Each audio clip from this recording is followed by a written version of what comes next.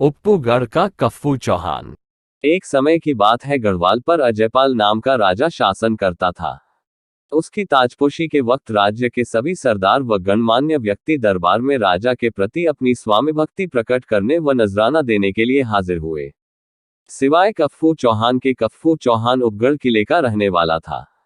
राजा ने उसे संदेशा भिजवाया, किंतु जवाब में कफ्फू ने लिख भिजवाया कि वह जंगली जानवरों में शेर और पक्षियों में गिद्ध है। वह अजयपाल के समक्ष अपनी स्वाभिभक्ति नहीं प्रदर्शित करेगा। राजा अजयपाल यह अपमान न बर्दाश्त कर सका। उसने कफ्फू के किले पर आक्रमण की तैयारी कर ली। वह स्वयं सेना की कमान संभाले गंगा के किनारे जा पहुंचा, जिसके दूसरे छोर पर बहुत ऊंचाई पर कफ्फू चौहान का किला स्थित था। कफ्फू की मां ने किले की खिड़की से देखा कि सामने गंगा उस छोर का इलाका सैनिकों से भरा हुआ है। उन्होंने कफ्फू से पूछा कि यह क्या है। कफ्फू ने बताया कि यह राजा अजयपाल की सेना है, जिन्हें उसके सामने मैंने सिर झुकाने व उसकी अधीनता स्वीकारने से मना कर दिया। यह सुनकर कफ्फू की मां रोने लगी और कहने लगी कि तुम मेरी इकलौती प्रिय संतान हो, तुम इतनी बड़ी सेना से नहीं लड़ सकते। जाओ उनसे क्षमा मांग लो, निश्चित ही वह तुम्हें क्षमा कर देंगे। कफ्फू ने कहा, मैं इतना नीचे नहीं गिर सकता। मैं असली क्षत्रिय परिवार से ताल्लुक रखता हूँ। मेरी इस कायरता को देखकर स्वर्ग में मेरे पिता की आत्मा को कितना कष्ट होगा। कफ्फू अपने किले के ऊपर चढ़ गया और गंगा पर बने झूलेदार पुल को तोड़ दिया। अगली सुबह जब राजा अजयपाल की सेना आक्रमण के लिए तैयार हुई तो वहां टूटा हुआ पुल पाया। इसकी खबर राजा अजयपाल को दी गई।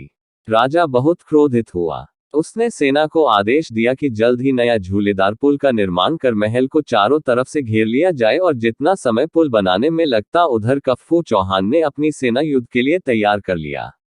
राजा की सेनाओं द्वारा गंगा पर बनते हुए सेतु को देखकर कफ्फू की मां भयभीत हुई और कफ्फू को दोबारा मनाने का प्रयास किया कि वह राजा अजयपाल से संधि कर ले।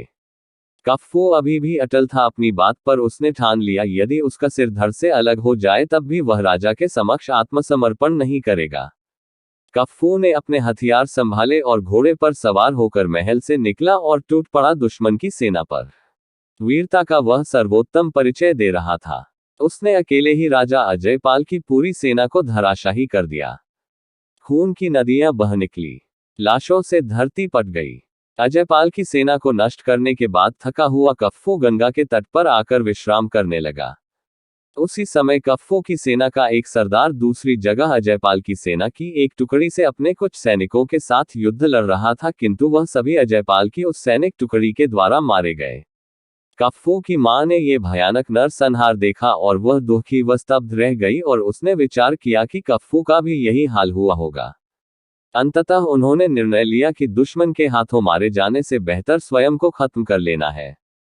इस तरह उन्होंने अग्नि प्रज्वलित कराई और कफ्फू के परिवार समेत उसमें समाहित हो गई।